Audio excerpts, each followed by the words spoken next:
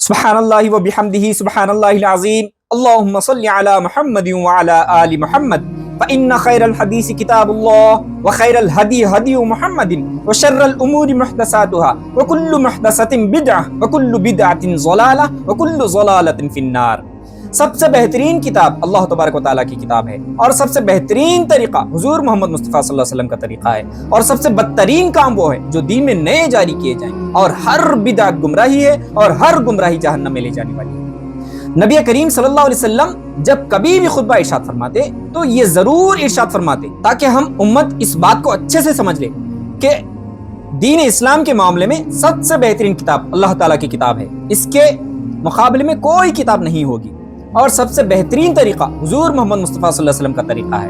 और हमें बार बार ये मैसेज दे रहे थे कि सबसे बदतरीन काम वो है जो दीन में नए जारी किए जाए और हर बिदअत गुमराही है और हर गुमराही जहन्नम में ले जाने वाली है। कुल्लु बिदअतिन, हर बिदअत, ना कि अच्छी बिदअत ना कि बुरी बिदअत, कुल्लु बिदअतिन, हर बिदअत गुमराही है। लेकिन आज उम्मत मुस्लिमा अच्छी बिदअत और बुरी बिदअत को बना ली, जबकि नबी करीम सल्लल्लाहु अलैहि वसल्लम इरशाद फरमा रहे हैं कि कुल्लु बिदअतिन ज़लाला, कि सारी बिदअतें गुमराही है। हम में से अक्सर मुसलमान को बिदअत क्या चीज है इसका पता ही नहीं है और जिनको पता है उनको बिदअत की डेफिनेशन नहीं पता। एक आम मुसलमान तो आम मुसलमान, अच्छे पढ़े लिखे लोगों को भी बिदअत की डेफिनेशन नहीं पता। वो बिदअत की डेफिनेशन इस तरह करते हैं कि दीन में कुछ अच्छी बिदअतें भी होती हैं और कुछ बुरी बिदअतें भी होती हैं, जबकि नबी करीम सल्लल्लाहु अलैहि वसल्लम का कौल इसके अगेंस्ट है कि हर बिदअत गुमराही है। हम इस बात को अच्छे से समझ लें कि बिदअत कहते किसको है। दुनियावी जिंदगी गुजारना, दुनियावी जिंदगी में जो जो आज इस्तेमाल कर रहे हैं वो चीजें इस्तेमाल करना बिदअत नहीं है। बिदअत किसे कहते हैं पहले इसको समझे। अम्मा आयशा सलामुल्लाहि अलैहा फरमाती हैं, जिसने हमारे इस दीन में नया काम ईजाद करे, दीन में ना कि दुनियावी कामों में, जिसने हमारे इस दीन में नया काम ईजाद करे वो मरदूद है। अब इस बात से हमें समझ लेना चाहिए कि दीन के मामले में, इबादत के मामले में कोई भी चीज ईजाद करना सवाब की नीयत के साथ उसको उसके ऊपर अमल करना और लोगों को उसका हुक्म देना, यह है बिदअत। और लोग ऐसी ऐसी दलीलें देते हैं, मैं इनके फहम पे हैरान होता हूं कि इनका कैसा फहम है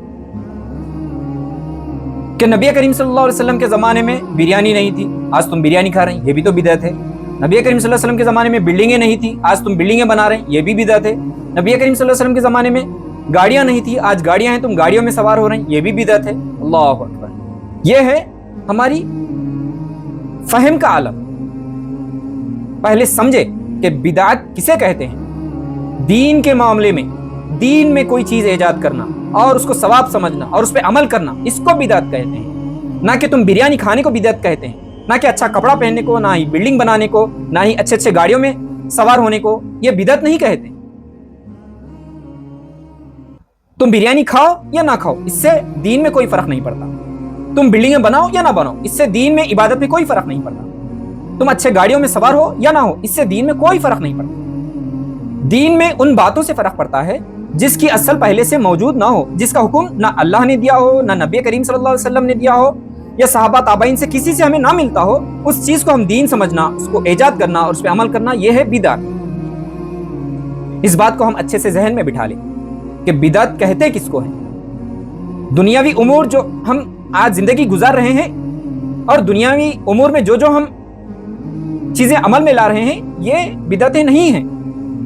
हाँ, अलबत्ता ये सारी चीजें दीन को सपोर्ट करने के लिए इस्तेमाल किए जा सकते हैं, लेकिन इसके इस्तेमाल होने से दीन में कोई फर्क नहीं पड़ेगा, ना इस्तेमाल होने से दीन में कोई फर्क नहीं पड़ेगा। फर्क पड़ेगा तो दीन में कोई चीज ईजाद करने से। और अच्छी बिदअत और बुरी बिदअत की डेफिनेशन समझाने के लिए हमें ऐसी ऐसी हदीसें पेश करते हैं कि अच्छी बिदअत दीन में ईजाद की जा सकती है और उस पर अमल किया जा सकता है करके, और दलील में ऐसी हदीसें पेश करते हैं, या तो उन हदीसों का वो पूरा मुताला नहीं करते या फिर उस हदीस का मफहूम वो नहीं समझते जिस मफहूम से मुहद्दिसीन ने हदीसों को अपनी किताबों में मुरतब किया हो। कि हजरत उमर रजी अल्लाह तआला ने तरावी की नमाज पढ़ाई और कहा निअमल बिदअतु हाज़िही, कि क्या ही अच्छी बिदअत है। देखिए, हजरत उमर रजी अल्लाह तआला ने कहा कि अच्छी बिदअत है, यानी अच्छी बिदअत भी हो सकती है और बुरी बिदअत भी हो सकती है। ऐसा हरगिज नहीं है। आप उन हदीसों का पूरा मुताला करें, इंशाल्लाह आपका मौकिफ क्लियर हो जाएगा। क्या हम समझते हैं کہ تراویح کی نماز حضرت عمر رضی اللہ تعالیٰ عنہ کے دور میں ایجاد ہوئی، اس سے پہلے تراویح کی نماز نہیں ہوتی تھی۔ نبی کریم صلی اللہ علیہ وسلم کے دور میں آپ صلی اللہ علیہ وسلم نے 3 دن نماز تراویح پڑھائی۔ چونکہ وحی کا سلسلہ جاری رہتا ہے تو اس لیے نبی کریم صلی اللہ علیہ وسلم کو اس بات کا خوف تھا کہ کہیں یہ وحی نہ آ جائے کہ اس تراویح کی نماز کو فرض قرار دیا جائے جو کہ تم امت مسلمہ اس کو پورا نہیں کر سکتے۔ نبی کریم صلی اللہ علیہ وسلم کو اس بات کا خدشہ ہوا، اسی لیے نبی کریم صلی اللہ علیہ وسلم نے رک گئے۔ نبی کریم صلی اللہ علیہ وسلم کا دور مبارک گزر گیا، پھر اس کے بعد دور خلافت حضرت ابو بکر رضی اللہ تعالیٰ عنہ کا آیا، وہ بھی گزر گیا۔ پھر اس کے بعد عمر رضی اللہ تعالیٰ عنہ کا دور خلافت آیا۔ تب حضرت عمر رضی اللہ تعالیٰ عنہ مسجد نبوی کا دورہ کرے تو دیکھا کہ مسجد نبوی میں کچھ لوگ جماعتیں بنا کے الگ الگ اپنی نمازیں پڑھ رہے ہیں۔ تو حضرت عمر رضی اللہ تعالیٰ عنہ نے سب کو اکٹھا کیا اور ان میں سے ایک امام کو بنایا اور کہا کہ ان کی امامت کرو، اور عمر رضی اللہ تعالیٰ عنہ پلٹ کے جاتے وقت یہ کہے کہ کیا ہی اچھی بدعت ہے۔ تو اس بات کو لے کے کہتے ہیں کہ اچھی بدعت بھی ہو سکتی ہے، بری بدعت بھی ہو سکتی ہے، ایسا نہیں، ہرگز نہیں ہے۔ بدعت کا یہ بھی معنی ہوتا ہے کہ کیا ہی اچھا طریقہ ہے۔ اگر تراویح کی نماز نبی کریم صلی اللہ علیہ وسلم کے زمانے میں نہ ہوئی ہوتی تو ہم یہ سمجھتے کہ ہاں یہ بدعت ہے، لیکن اس کی اصل نبی کریم صلی اللہ علیہ وسلم سے موجود ہے۔ نبی کریم صلی اللہ علیہ وسلم نے 3 دن نماز تراویح پڑھائی، کہیں فرض نہ ہو جائے اس خدشے سے رک گئے تو وہ رکا ہی رہ گیا، لیکن الگ الگ انفرادی طور پر نماز تو ہو رہی تھی۔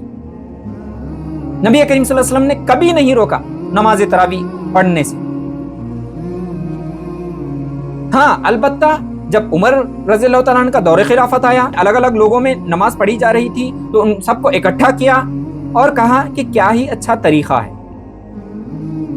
کہ نبی کریم صلی اللہ علیہ وسلم کی ایک سنت کو زندہ کیا، کیونکہ اب وحی کا سلسلہ ختم ہو چکا ہے تو اب کوئی فرضیت کا حکم آنے سے رہا، تو اسی لیے حضرت عمر رضی اللہ تعالیٰ عنہ نے سب کو ایک جگہ جمع کیا اور نماز تراویح جماعت سے کرائی، اور اس کی اصل تو پہلے سے موجود ہے۔ تو یہ کہاں سے بدعت؟ بدعت اس کو کہا جاتا ہے جو نبی کریم صلی اللہ علیہ وسلم سے یا جس کی اصل موجود نہ ہو دین اسلام میں، اس کو ایجاد کرنا اور اس پہ عمل کرنا، اس کو بدعت کہتے ہیں۔ جس کی اصل پہلے سے موجود ہو، نبی کریم صلی اللہ علیہ وسلم نے خواہ ایک مرتبہ کیوں نہ کیا ہو، وہ ہمارے لیے سنت ہوگی، نہ کہ بدعت۔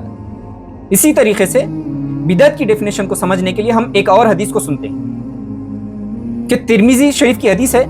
عبداللہ بن مغفل بیان کرتے ہیں کہ میرے والد نے مجھے نماز میں بسم اللہ الرحمن الرحیم کہتے ہوئے سنا، تو انہوں نے مجھ سے کہا بیٹا یہ بدعت ہے اور بدعت سے بچو۔ میں نے رسول اللہ صلی اللہ علیہ وسلم کے اصحاب میں سے کسی کو نہیں دیکھا جو ان میں سے زیادہ اسلام میں بدعت کے مخالف ہو، یعنی اصحاب بدعت کی مخالفت کرتے تھے، بدعت سے روکتے تھے۔ میں نے نبی کریم صلی اللہ علیہ وسلم کے ساتھ، ابو بکر کے ساتھ، عمر کے ساتھ اور عثمان رضی اللہ عنہم اجمعین کے ساتھ نماز پڑھی، لیکن میں نے ان میں سے کسی کو اونچی آواز سے یہ کہتے ہوئے نہیں سنا، تو تم بھی اسے نہ کہو۔ جب تم نماز پڑھو تو قرأت الحمدللہ رب العالمین سے شروع کرو۔ امام ترمذی رحمہ اللہ اس حدیث کے کامنٹس میں لکھتے ہیں کہ بسم اللہ الرحمن الرحیم آہستہ آواز میں پڑھی جائے گی۔ بسم اللہ الرحمن الرحیم جو اچھا کام ہے، نماز میں اونچی آواز میں پڑھتے ہوئے دیکھا تو انہوں نے منع کیا کہ اے بیٹا اس طرح سے ہمیں نبی کریم صلی اللہ علیہ وسلم نے حکم نہیں دیا، ہم اور کس طرح سے ہم یہ حدیثیں پیش کر کے بتائیں کہ بدعت گمراہی ہے، بدعت کی دین اسلام میں کوئی گنجائش نہیں ہے۔ پیش کرنے کے لیے تو درجنوں حدیثیں موجود ہیں کہ بدعت گمراہی ہے۔ میرے ذہن میں تو فی الحال کم سے کم 20 حدیثیں ایسی ہیں جو کھلے الفاظوں کے ساتھ ساری بدعتوں کو گمراہی قرار دیتی ہے۔ اگر ایک حدیث بھی آپ کے پاس ہے تو ہمیں بھی بتا دیں کہ اچھی بدعت جو دین اسلام میں اس کی اصل موجود نہ ہو، اس کو ایجاد کرنا، اس پہ عمل کرنا، اس کو ثواب سمجھنا، یہ اچھی بدعت ثواب ہے۔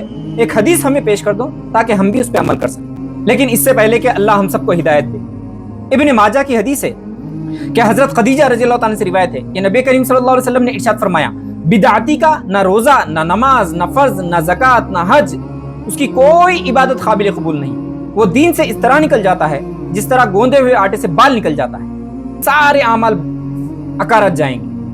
اس حدیث کے ضمن میں جب تک ہماری شرک میں جان ہے ہم اللہ اور اس کے رسول صلی اللہ علیہ وسلم کے احکامات کو اٹھا کے پڑھیں، اس کو سمجھیں اور اس پہ عمل کرنے کی کوشش کریں اور ہر بدعت اور خرافات سے بچنے کی کوشش کریں۔ اللہ ہم سب کو اہدنا الصراط المستقیم پر چلائے، آمین۔ السلام علیکم۔